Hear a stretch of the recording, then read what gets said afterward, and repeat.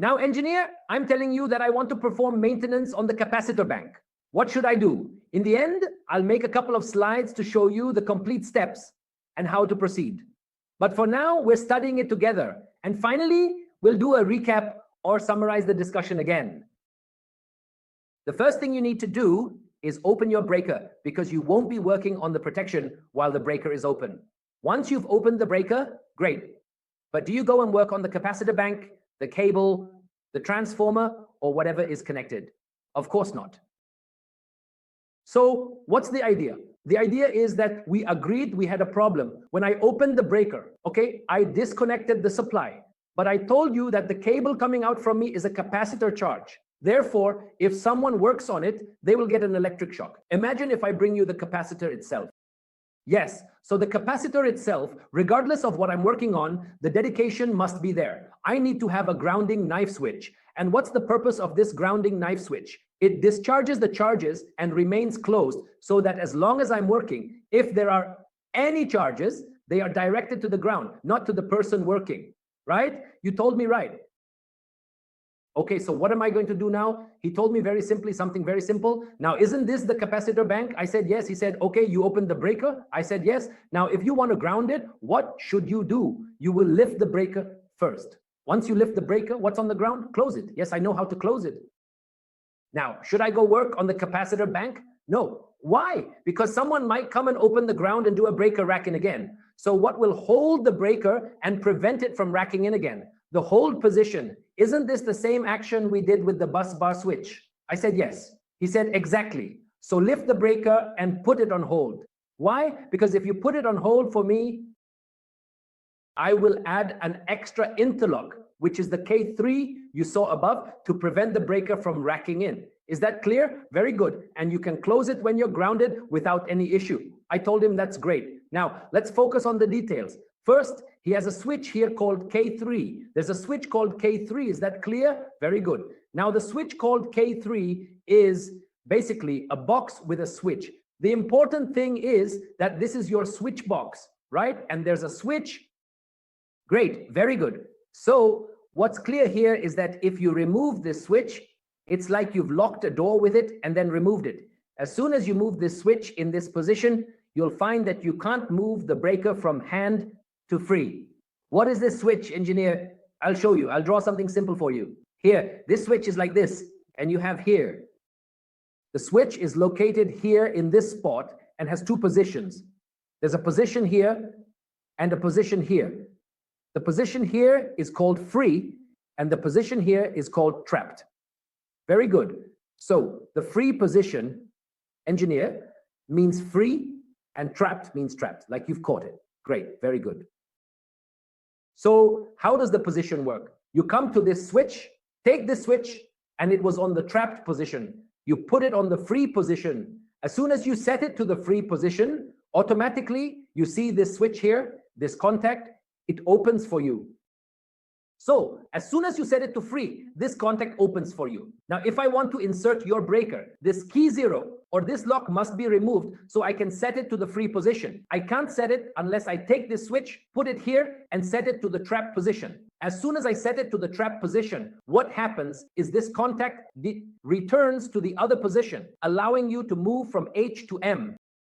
All right, this is the free position and the trapped position. So what did you gain from this key? Someone might put it and return it to free and say, here it is. No, focus with me. This key that you removed here and set to free is the one you will take to open the gate. So this key that is in this cell is the key for the gate. The idea here, quite simply, is that you must set it to the free position. As soon as you set it to the free position, it opens the skins, preventing you from returning from hold to free to the circuit breaker. You take it and go to open your door to perform your maintenance. Once you finish the maintenance, you return, close the door, and take the key so that you never stand to return the breaker to service without taking the key. You come back, put it in its place, and set it to the trap position. When you set it to the trap position, this contact closes. So this is a key box. When your key movement is free or trap, it moves your keys accordingly. Or close, or before. All right, very nice. So you understand how the lock will work through the key, right? You told me, okay, when do I take this key? He said, simply, to take this key, well, you might have a breaker rack out and it's not hot. So you took the key. Normally, because the breaker isn't hot on hold. He said, but here, there's something called, you see this coil? This coil here, the key is here, and in the path here, there's also a solenoid here. To get it from the trap, the team needs to open and remove this solenoid. Right? And to remove it, this is what's responsible for its removal. This coil here, wrapped here, will move the solenoid away for you. How does this coil work? He said, the first thing for it to work is that it must ensure these two things, Q8, which means the ground must be closed. So you're closed, and this LSA, who is it? It's the limit switch that operates when you put the lever in the hold position. It ensures that you have taken out the breaker and placed it in the goal position. And also, when you close the ground, it allows you to move the switch from trap DA to free, and thus you go to work on the fence gate, open it, and work on the capacitor. Now, it ensures that you have closed the ground and ensures that you have put the breaker in the hold position. You will never be able to move the breaker from hold to free unless this switch returns and is placed in the trap position. Okay, but I might open the ground, right? I prevented the breaker from being on, but I might open the ground. What if someone says, we're working and I've removed the ground? What happens then? It's a disaster, right? God forbid. He said, yes, here the ground of my building, I didn't want to tell you its circuit until we got to it. So here, the ground itself, don't you have our knob with 3 positions, A, B, and C? I said, yes. Between A and B, there's also a dogma. You have a solenoid in this place, and to move it from A to B, this solenoid needs to remove its dogma or remove the pin you have in this place. And to remove it, he said, what? Focus with me, he said here. To remove it, you will press this push button. And here there are 2 contexts from the timer. Where have we seen this timer before? This is the timer that from the moment the breaker was opened, was counting time and then changed its contact to allow you to close the breaker. Do you remember this contact? If you don't remember, oh, you do remember? It's the same timer, exactly. So what's the story with this timer, engineer? Let's focus here. The idea of this timer is quite simply what I told you before, and I will add more. If you, as soon as you open the electrical breaker,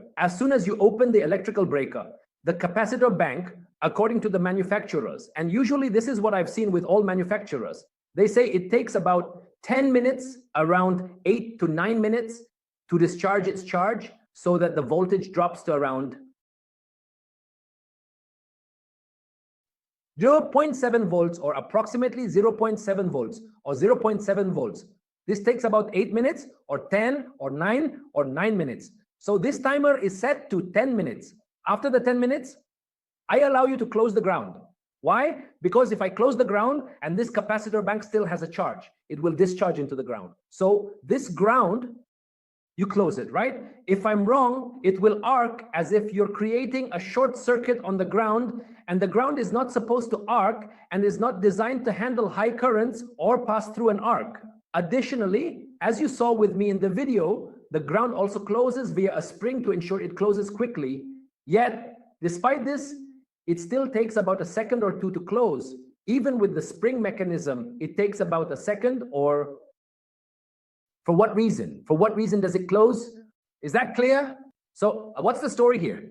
About it? All right, let's forget about that and gather ourselves, okay? I'll tell you your steps again. So what does it mean for you here? The K0 is the notch that exists to move the lever from H to F. What prevents its movement from H to F is anything you don't want to return the breaker to service. For you as a capacitor bank, I have 2 things. The bus bar isolator switch and the capacitor bank should not be in maintenance mode. Bus bar isolator switch. Subscribe to the channel. So to ensure that it is not under maintenance, I know my switch must be present in the cell or set to the ground position, meaning I can, and it is present in the cell.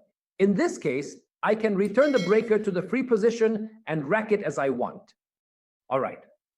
The second logic, which is the QA, related to closing the AIR switch or allowing me to move the knob from A to B, is to open the A for the insertion hole to insert the handle of the AIR switch and close or open it. Here, the same applies. So what do you need? You need to have a time delay from the moment the circuit breaker is opened, which counts for about 10 minutes to ensure that the breaker has fully opened.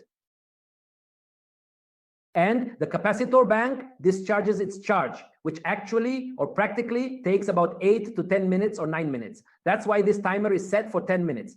After 10 minutes, you press this push button, so the mechanism moves and brings the knob from A to B. But why do you press the push button? Isn't it done? No, with the same idea, any mechanism you have, any solenoid that pulls a mechanism must draw a high current.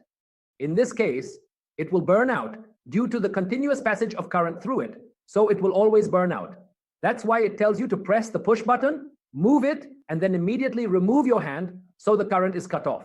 It doesn't require the current to remain on it continuously. And the last thing is the switch itself, which is K3. This switch has a mechanism here between free and trapped. If you want to perform maintenance on the capacitor bank, you will open the breaker, open it, or open it. You took the breaker rack out, put it in the hold position, and close the ground. After all that you've done, what will you do? You will move the switch from trapped to free. Here, for this mechanism to move or for the solenoid to activate this part, you must have the LSA engaged, which means the breaker is in the hold position. The second thing is that the earth switch must be closed. All right, engineer, great. We now understand our circuit from A to Z, right?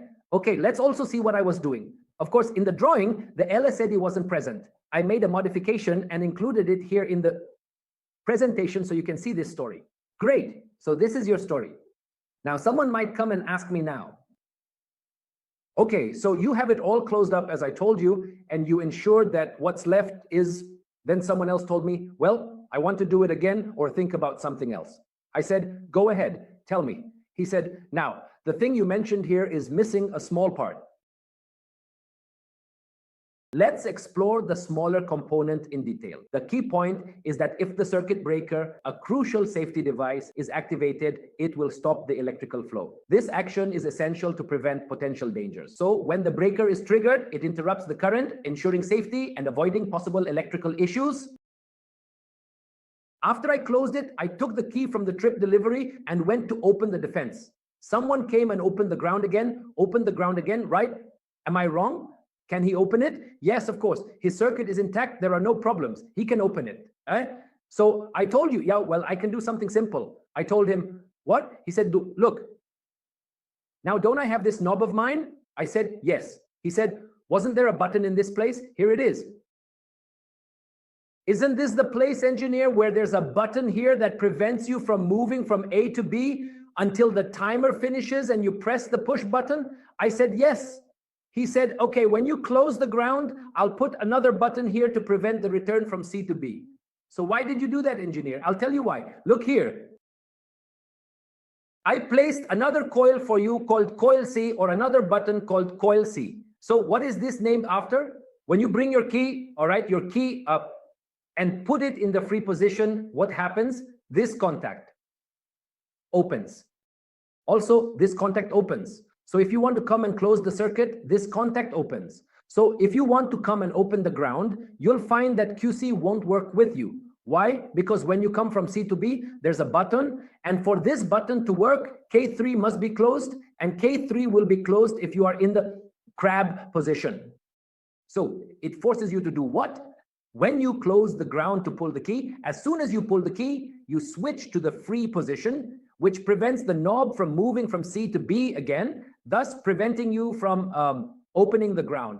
By the way, this solution is even better. Why is this solution better? Because as long as you are in position C, you are implicitly preventing the breaker from going to any other position. It prevents it from going to any position, whether it's the hold position or entering the rack-in again, even if it wasn't on hold. Why? Because as we saw in the video, I explained to you that if your knob is in position B or C, or if the lever is in the hold position, both will move the internal mechanism that prevents the rack-in movement of the breaker. All right? That's great. All right, so this is the second modification I'm telling you about, which is to install, or actually, this was also a suggestion and they implemented it at Alphanar. It's a new implementation where you have an additional coil called QC. This was also a suggestion we made and it was indeed implemented. Consequently, you take the C position where your earth switch is closed, and this is what allows you to move the switch from the trapped position to the free position. Great, guys, that's nice.